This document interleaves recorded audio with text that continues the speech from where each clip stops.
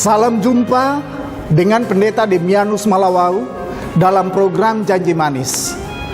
Hari ini kita akan merenungkan firman Tuhan di bawah tema keteladanan hamba Tuhan sebagai role model orang percaya. Tapi sebelumnya mari kita berdoa. Bapa, di dalam nama Tuhan Yesus Kristus, hari ini kami berdoa supaya Tuhan Engkau menjamah seluruh pemirsa Janji Manis dari Sabang sampai Merauke, di seluruh pulau-pulau.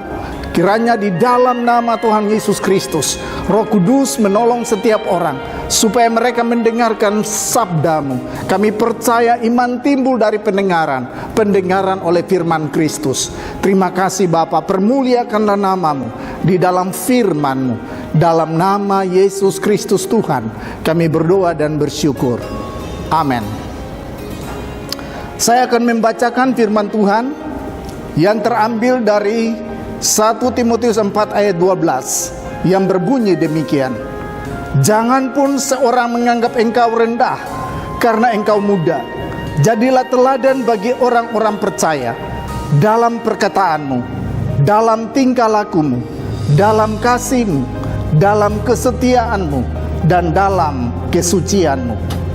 Bapak Ibu yang kekasih di dalam Tuhan Yesus Kristus, surat ini berasal dari Paulus, seorang guru, seorang pembina yang telah mendidik Timotius untuk menjadi gembala jemaat di Efesus dalam usia yang relatif muda, sekitar 35 tahun.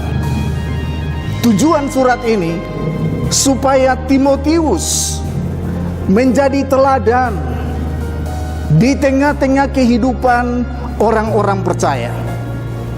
Di bawah tema keteladanan hamba Tuhan sebagai role model orang percaya, ada 5 prinsip yang akan kita renungkan pada hari ini. Yang pertama, untuk menjadi teladan, kita harus hidup di dalam firman. Dalam istilah bahasa Yunani dipakai en logo, artinya di dalam firman. Seseorang tidak bisa menjadi teladan apabila kehidupannya di luar firman. Oleh sebab itu Tuhan Yesus berkata, tinggallah di dalamku, sebab di luar aku kamu tidak dapat berbuat apa-apa. Itulah sebabnya seorang pemimpin atau seorang calon pemimpin, termasuk guru-guru pendidikan agama Kristen, guru-guru yang dipercayakan untuk menjadi pengajar-pengajar, termasuk calon-calon hamba Tuhan, termasuk juga para pemimpin di dalam keluarga-keluarga Kristen, orang tua sebagai suami istri, harus tinggal di dalam firman Tuhan.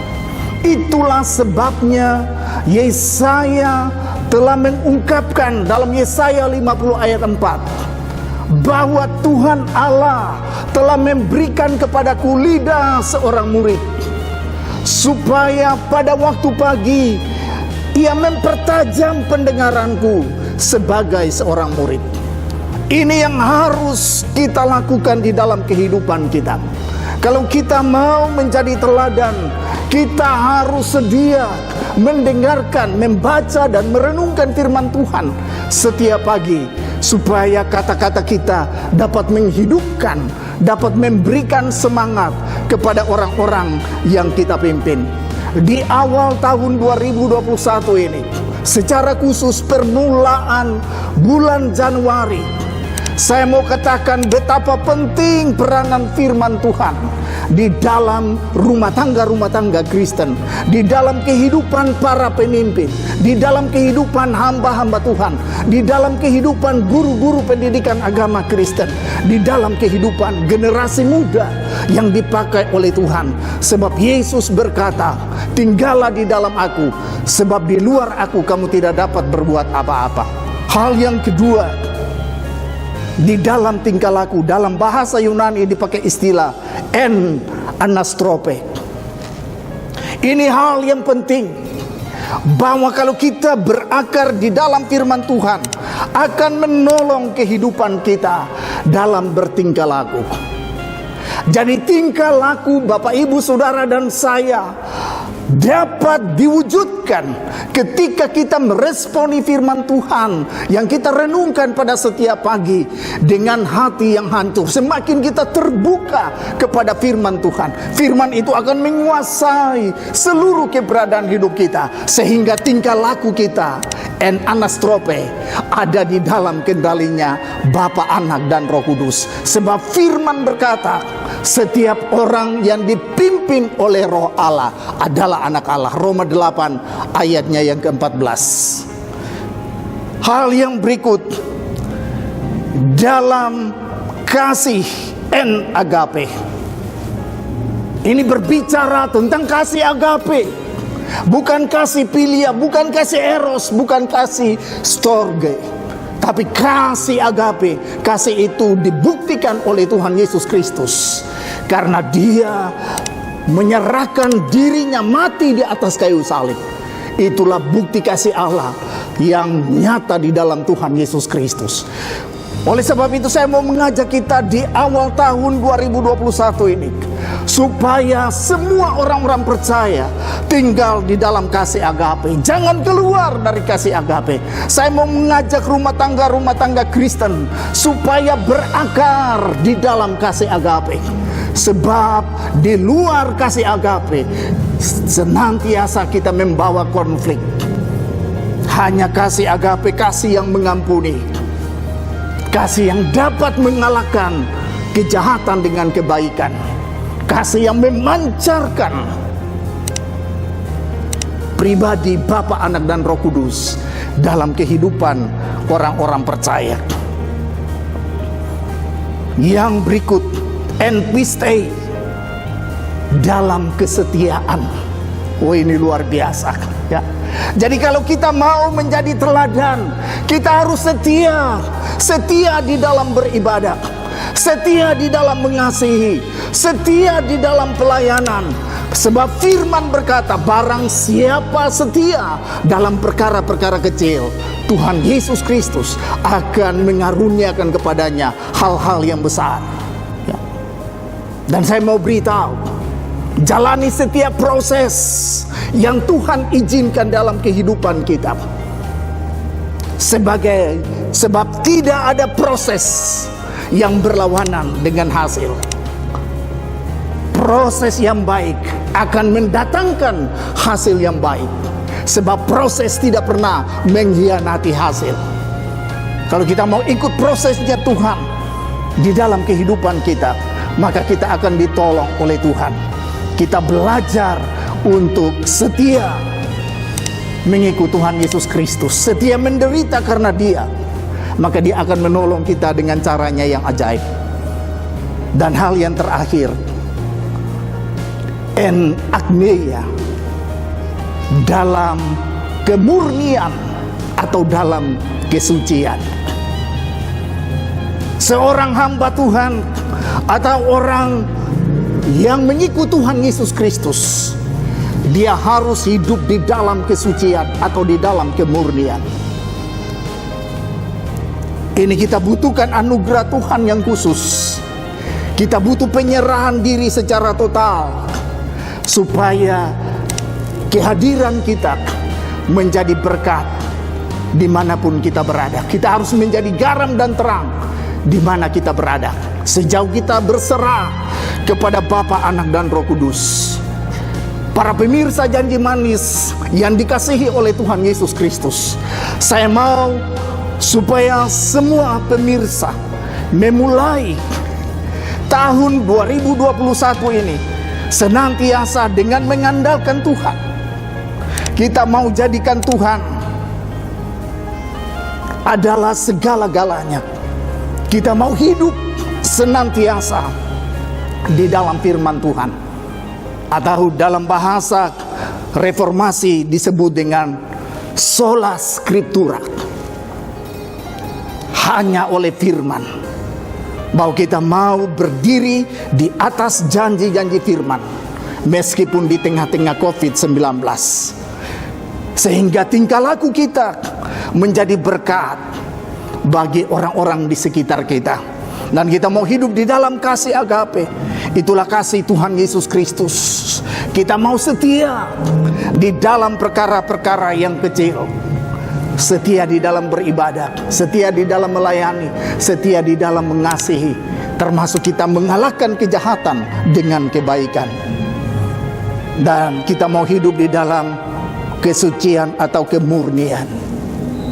Sebab firman berkata, tanpa kekudusan kita tidak bisa melihat Bapa, Anak, dan Roh Kudus. Berbahagialah orang yang suci hatinya, karena mereka akan melihat Allah, akan melihat Bapa, Anak, dan Roh Kudus melalui perbuatan-perbuatannya yang besar. Kiranya bagian firman Tuhan ini, 1 Timotius 4 ayat 12, kita mau jadikan ini sebagai role model di dalam kehidupan kita. Kita mau menghidupi ini, kita mau mengaktualisasikan firman Tuhan ini di dalam kehidupan kita. Sebab itu lagu Indonesia Raya, Wage Rudolf Supratman, ya, telah memberikan kontribusi bagi model pendidikan di Indonesia. Bangunlah jiwanya. Ini bicara tentang pembangunan spiritual.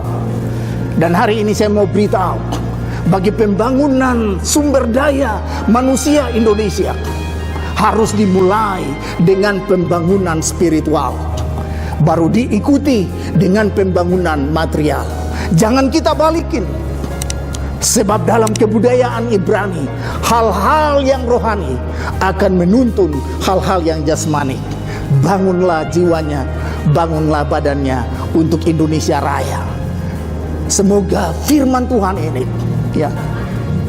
menjadi motivator, menjadi kekuatan dan semangat juang sebagai satu bangsa, sebagai suatu masyarakat Indonesia, supaya kita bekerja sesuai dengan talenta kita masing-masing. Kita mau membangun jiwa daripada orang-orang Indonesia melalui pendidikan spiritual. Lalu kita mau membangun badannya untuk Indonesia Raya, untuk hormat dan kemuliaan Tuhan Yesus Kristus. Saya percaya kalau ini ada di dalam rumah tangga Kristen, ini ada di dalam kehidupan hamba-hamba Tuhan, ini ada di dalam kehidupan anak-anak muda, generasi muda, maka akan lahir generasi-generasi emas di dalam keluarga. Sebab bagi Tuhan tidak ada yang mustahil. For nothing is impossible with God. Bagi Allah tidak ada yang mustahil. Mari kita tunduk kepala, kita berdoa. Bapa, di dalam nama Tuhan Yesus Kristus, hamba mau berdoa supaya Tuhan Engkau menolong semua masyarakat Indonesia. Tolong semua pemirsa yang mendengarkan firman-Mu. Tuhan, apabila mereka, Tuhan, selama ini tidak menjadi berkat, hamba berdoa, lepaskan mereka daripada segala roh-roh dunia. Tuhan, kalau ada godaan manusia lama untuk membawa mereka keluar dari jalan kasih karunia-Mu, ampuni mereka, lepaskan mereka di dalam nama Tuhan Yesus Kristus. Hamba berdoa supaya Roh Kudus menjamah setiap anak-anak-Mu, menjamah dan merestorasi mereka semua dengan firman dan Roh-Mu. Sebab kami percaya bagi Allah tidak ada yang mustahil. Kalau ada yang bergumul Tuhan dengan kesakitan, dengan tantangan, di dalam nama Tuhan Yesus Kristus, Engkau bukakan jalan-jalan-Mu, nyatakan kasih karunia-Mu di dalam Tuhan Yesus Kristus, supaya anak-anak-Mu bangkit dan menjadi garam dan terang untuk hormat dan kemuliaan bagi nama Tuhan Yesus Kristus. Terpujilah Allah Abraham, Allah Ishak, Allah Yakub, Allah yang kami puji dan sembah di dalam nama Tuhan Yesus Kristus, karena Engkau Bapa yang kekal. Dalam nama Yesus Kristus Tuhan kami berdoa dan bersyukur. Amin. Pemirsa, program Janji Manis telah memberkati seluruh masyarakat Indonesia. Biarlah hormat dan kemuliaan bagi Raja segala zaman, Tuhan Yesus Kristus. Haleluya. Amin. Dalam hadirat-Mu